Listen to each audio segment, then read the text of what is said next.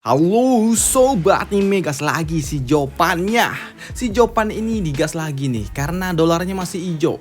Yang lainnya kena kuning. Waduh, heran.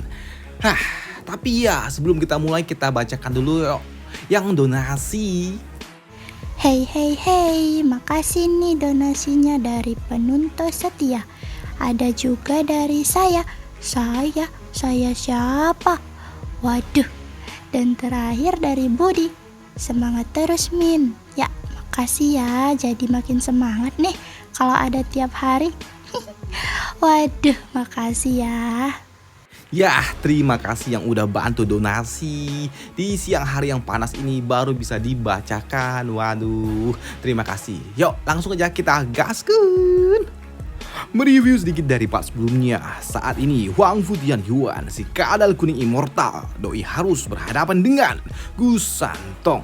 Gu Santong yang telah bertransformasi menjadi Kilin sang perkasa. Serangan kaki Kilin, kaki Gu Santong yang sangat mengerikan dapat menggetarkan dunia. Walaupun tapi di sini dihantam oleh kaki Kilin yang sangat amat kuat di sini. Huang Fu Tianyuan doi memang penyet, tapi ya setelah dihantam berulang-ulang berkali-kali dengan kekuatan dahsyat si kampret Huang Fu Tianyuan, wah dia dapat terus bangkit kembali. Karena memang sejatinya tubuhnya immortal dan itu membuat Zhao Fan dirinya meminta kepada Gu Santong sang si kecil untuk menahan gerakan si kadal kuning ini karena ya aku memiliki sebuah metode untuk melakukannya, ujar dari Zhao Fan. Ya, dengar apa yang dikatakan oleh Zhao Fan membuat Huang Fu Tianyuan si kadal kuning ini dia tertawa. Zhao Fan, kau memiliki cara untuk mengatasiku. Jika kau ada di ranah maya, kau mungkin bisa menghancurkan jiwaku. Tapi lihatlah dirimu sekarang. Cara apapun yang akan kau lakukan sekarang tidak akan berpengaruh, tidak akan berguna, tidak akan ada manfaatnya untuk diriku. Ujar si Huang Fu Tianyuan yang tertawa mendengar Zhao Fan memiliki sebuah cara metode untuk dapat menghabisi dirinya. Sedangkan untuk Zhao Fan yang mendengar hal itu, dirinya santai saja. Ia tersenyum dan berujar, Sanzi kecil, tahan dia. Jangan sampai dia bergerak. Ujar dari Zhao Fan yang membuat Huang Fu Tianyuan dia sedikit khawatir. Dan itu membuat dirinya berujar, Zhao Fan, kau itu hampir saja tumbang. Bahkan kau tidak lagi memiliki tenaga untuk melawan. Mengangkat tangan saja telah sulit bagi dirimu. Memangnya apa yang bisa kau lakukan? Zhao Fan, dengan tubuh dan juga kondisi terbaikmu saja, kau tidak bisa mengalahkanku. Dan asal kau tahu, tidak ada apapun yang dapat kau lakukan. Tidak ada apapun yang dapat kau perbuat terhadap diriku. Ujar Huang Fu Tianyuan yang melihat Zhao Fan tetap akan mencoba melakukan sesuatu kepada dirinya. Bahkan saat ini tangan Zhao Fan telah ada tepat di hadapannya. Namun mendengar semua ocehan omong kosong dari Huang Fu Tianyuan yang sepertinya takut melihat Zhao Fan yang tetap akan melakukan hal gila kepada dirinya, hanya membuat Zhao Fan dia tertawa kecil. Hihihi. Mendengar Zhao Fan yang tertawa membuat Huang Fu Tianyuan dia semakin panik. Zhao Fan, apa yang kau tertawai? Ya, aku tertawa karena aku sudah melebih-lebihkan kekuatanmu itu. Aku tertawa karena aku melihat kau seperti seekor kodok yang ada di dalam sumur yang selalu saja melihat ke arah langit.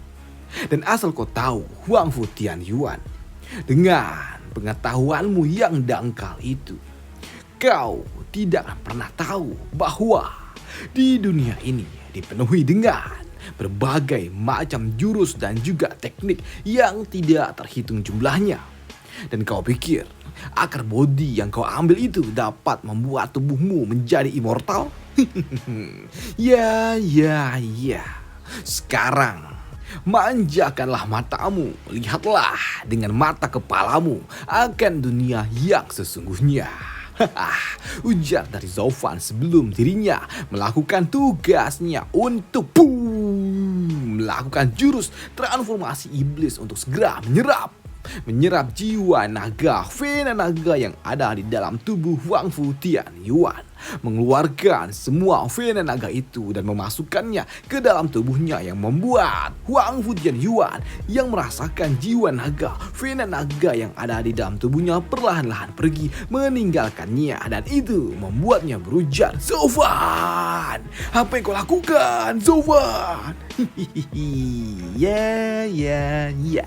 Tentu saja yang aku lakukan adalah menghajar jiwamu. Di sini Zovan sembari menyerap jiwa milik Wang Fu Tianyuan. Di sini Zovan dia juga merasakan ada sesuatu yang mengerikan masuk ke dalam tubuhnya, dan itu membuat Wang Fu Tianyuan yang sebelumnya dalam bentuk transformasi naga, dalam bentuk transformasi kadal kuning, seketika dirinya kembali ke dalam wujud manusianya setelah Vena naga miliknya yang ada di dalam tubuhnya terserap. "Wah, hentikan Zovan, hentikan!" ujar Wang Fu Tianyuan yang panik. Vena naga mulai keluar dari dalam tubuhnya. Sedangkan untuk Zovan, dasar patua, Kau dalam kondisi terjebak saja, kau masih sangat menjengkelkan. Kemana sikap sombongmu yang sebelumnya, Pak Tua? Ujar Zovan menikmati jeritan keputusasaan milik Wang Fu Tianyuan. Namun di sini Zovan dia ternotis karena kini tiba-tiba saja tubuhnya ditembus dengan beberapa Vena naga yang keluar dari dalam tubuh Wang Fu Tianyuan yang merangsek menembus tubuh miliknya. Dan itu membuat Wang Fu Tianyuan ia tahu kalau Vena naga sungguh sangat liar dan juga brutal. Dan itu membuatnya tertawa melihat Zovan mencoba merebut Vena naga, menyerap Vena naga tanpa adanya akar bodi. Zovan, jiwa-jiwa itu tidak akan dapat kau murnikan. Kau mungkin dapat mengambilnya, tapi mereka tidak akan takluk kepada orang lain selain diriku. Kembalikan saja mereka kepadaku. Dan aku berjanji kepadamu, aku tidak akan lagi bertarung denganmu. Aku berjanji akan membagi dunia ini bersama dirimu. Ujar Wang Fu Tianyuan yang mencoba untuk membujuk Zovan. Namun untuk Zovan, dirinya hanya tersenyum saja sembari berujar, Ya. Asal kau tahu, sejak awal dunia ini adalah milikku. Dan untuk cacing-cacing tanah ini, karena sudah aku tarik dari dalam dirimu, kau pikir aku tidak dapat menjinakkan mereka? Kau salah. Zovan, dia menggunakan api biru miliknya, api biru surgawi milik Kun Feng yang ia dapatkan dan ia murnikan untuk dirinya sendiri. Dia gunakan untuk menaklukkan Vena naga. Api biru yang dapat membuat Kilin sang perkasa rela menjadi bagian dari Zovan, apalagi cuman para cacing tanah ini. Dan itu melihat Zovan melakukan hal gila dengan api biru yang tidak pernah terlihat, membuat Wang Fu Tianyuan yang melihatnya dia benar-benar shock. Tidak, itu mustahil. Tidak, jangan. Ya, di sini Wang Fu Tianyuan, dirinya yang abadi dengan adanya akar bodi harus menjadi abu, dilahap dengan api biru milik Zovan. Dan ini menandakan pertarungan ini telah berakhir. Dan untuk Zovan, kini dirinya, tubuhnya dipenuhi dengan kekuatan dari Vena naga. Namun jelas ini masih belum stabil. Dan untuk Gusantong, si Sanzi kecil yang melihatnya, dia pun kembali ke dalam bentuk wujud manusianya. Dan ia juga berujar, ayah, aku tidak pernah menyangka kalau kau memiliki teknik semacam ini. Apakah ini adalah teknik pamungkas dari Kaisar 9 Ketentraman? Ayah, kau sungguh sangat luar biasa. Emosi Pak Tua itu bahkan sampai kau rampas seperti itu, ujar dari Gusantong yang kagum dengan teknik milik Zaufan yang dapat menghabisi si kampret tua itu. Namun di sini Gusantong dia sedikit ternotis ketika Zaufan dia berujar, Sanzi kecil, lindungi aku. Lindungi aku saat aku melakukan pemurnian vena naga ini. Aku akan melakukan penerobosan, ujar dari Zaufan sembari menahan ledakan energi yang ada di dalam tubuhnya. Ya, baik ayah, sambut dari Gusantong yang siap melindungi Zaufan. Dan dijaga oleh Gusantong, iblis gila yang tidak ada seorang pun di Tianyu yang dapat mengalahkannya, membuat kini Zaufan dia dapat dengan tenang melakukan pemurnian vena naga. Dan beberapa saat kemudian, di saat Zaufan sedang fokus melakukan pemurnian, di sini tiba-tiba saja ada sesuatu yang datang. Sebuah rantai gila milik salah seorang pejuang yang tidak asing yang langsung menuju ke arah Zaufan. Yang langsung dihentikan oleh Gusantong. Siapa itu? Sambut dari Gusantong yang berhasil menahan serangan itu. Dan ternyata serangan itu jelas milik Shadow King. Dan melihat Gusantong yang mencoba untuk dapat melindungi Zaufan, membuat Shadow King dia berujar, Gusantong, kau adalah salah satu dari penjaga naga milik keluarga kekaisaran. Namun kau berani-beraninya kau berkolusi dengan pengkhianat kaisar. Apakah kau sudah lupa dengan janjimu 300 tahun lalu? Ujar dari Shadow King. Mendengar hal itu, mendengar apa yang dikatakan oleh Shadow King soal janji, membuat Gusantong dia berujar, janjiku adalah menjaga keluarga kekaisaran agar tetap hidup. Aku berjanji akan menjaga mereka selama 1000 tahun. Dan untuk para krocoy lainnya, itu semua tidak termasuk di dalamnya. Aku akan membantu siapapun yang ingin aku bantu dan tidak ada seorang pun yang dapat memaksa diriku, ujar dari Gusantong dengan tegasnya, yang membuat Shadow King yang mendengarnya ia sedikit shock. Hei, sejak kapan bocah kampret ini menjadi licik seperti ini? Pikir dari Shadow King. Namun jelas, bocah polos bisa berubah menjadi licik seperti ini pasti. Ya, Zaufan.